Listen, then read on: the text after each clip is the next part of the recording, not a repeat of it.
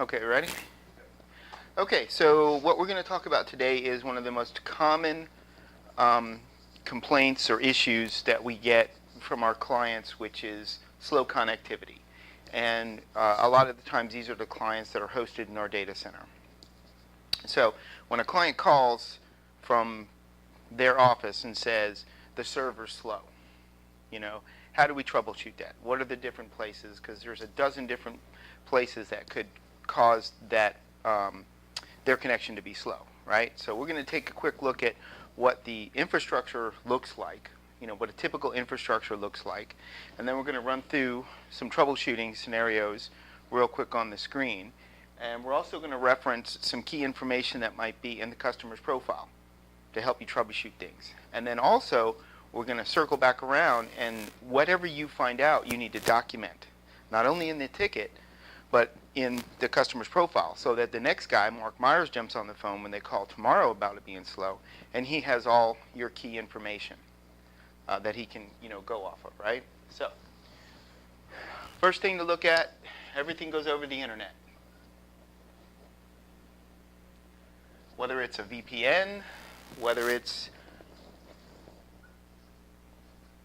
an MPLS, Metro E,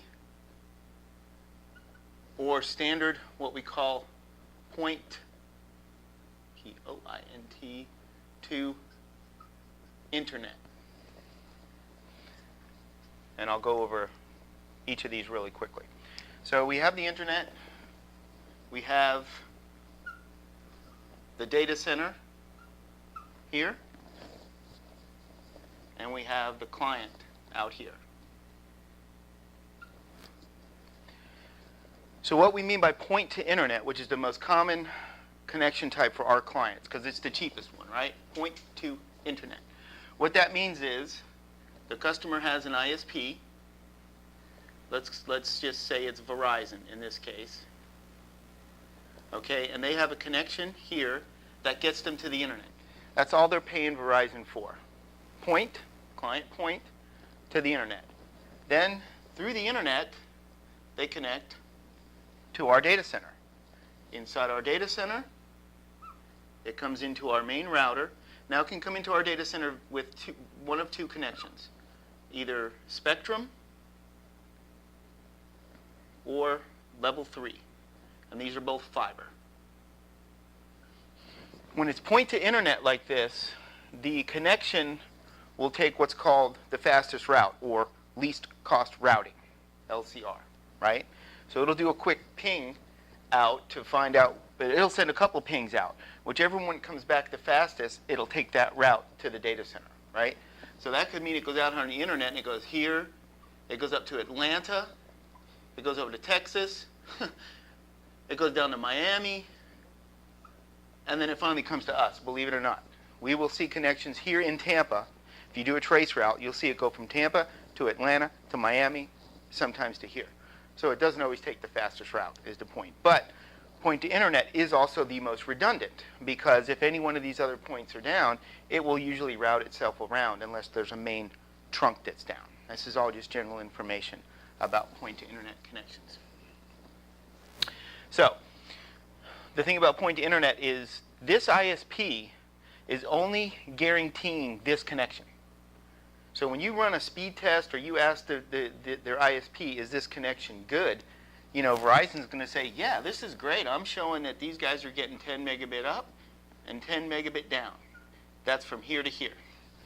Verizon doesn't care about this side of it, because this client is only paying them for point to internet, right?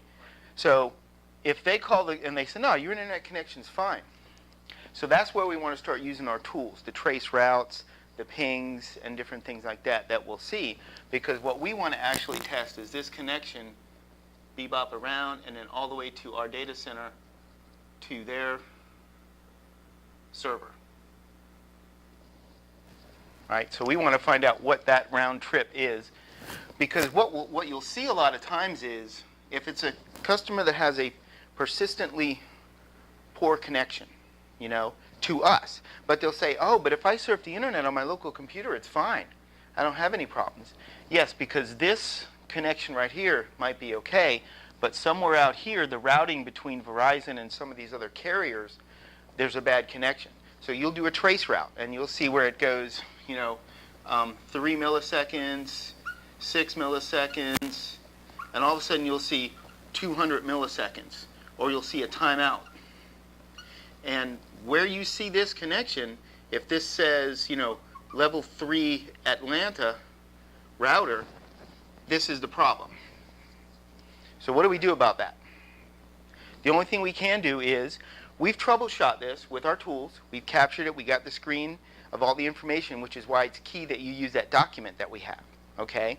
Because that document is going to serve the purpose to show the client, hey, I'm showing your internet goods here, I'm showing it's good here, but the handoff between Verizon and level 3 in Atlanta is bad.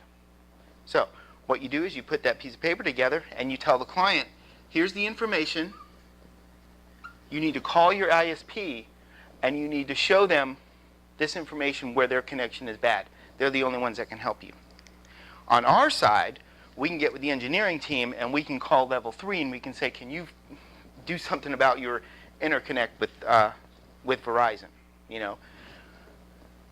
If the customer wants, we can call their ISP for them and give them this information and tell them what the problem is. Okay, but they have to give us all their account information and all that kind of stuff. So we usually don't try not to go to that level unless we have to, if a customer has point to internet. That's the most basic level. Does that make sense so far? So being that you have all these different points, that's why we want to run the tools. And that's the big picture.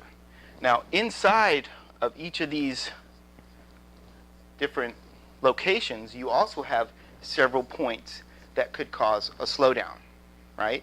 And that's why when we run through that sheet, you'll see where we have you do ping tests and performance tests to all the key different points.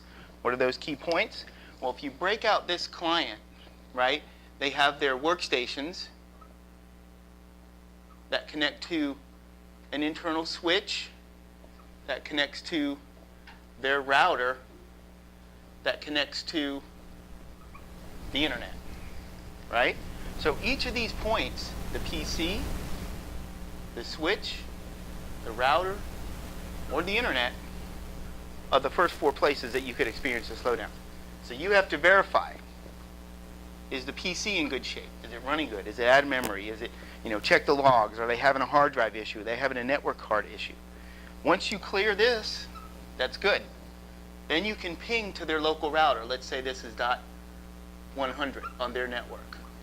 So you do a ping test to that, and you want to make sure you're getting the 1 millisecond to 3 millisecond response time consistently. Really 1 millisecond is where you want to be, but up to 3 is okay depending. Anything outside of that, you've got a local problem already existing. So you establish this speed right here. Let's just say you get it as 1 millisecond. Okay? The next hop outside the router is the internet. So you've got some known IP addresses out there. You've got Google. You've got, what's another one? MSN.com that you can ping, right? So you ping those, ping Google, and then that gives you your 1 millisecond, 5 milliseconds, 30 milliseconds times that it's going to come back with. So if you come back with 5 to 30 milliseconds, you're okay. And this is all outlined on that page, by the way. And this is why it's there. If it gets north of 30 milliseconds up into the 40s and 50s, they're going to start having a little bit of sluggishness. If it gets up to the 60 to 80, they're going to have sticky keyboard. Above 80, they're going to have really bad frozen. It's going to appear like it's a frozen connection. And anywhere over 100, they'll start dropping connections, possibly. They could actually go up to 500 milliseconds and not drop a connection, but it'll seem like it is. Anything over 30 is a yellow alert. Anything over 60 is a red alert that there's a problem. So if you know that this to here is 1 millisecond and good, you know the PC's good, you know their local network is good, right? But when you do a ping out here to Google and you come back with 60, 80, 90, 100 milliseconds, what does that mean? Right, and they are point to internet, so that means your problem is between the customer and the internet, okay? So if you're pinging the Google and it's over 100 milliseconds, you can say, hey Verizon, I'm pinging from my client, or you tell them, hey, tell Verizon that we're pinging from you guys to here, and we're getting high ping times and maybe even some timeouts. Usually if you're getting up high ping times, you might get some timeouts as well.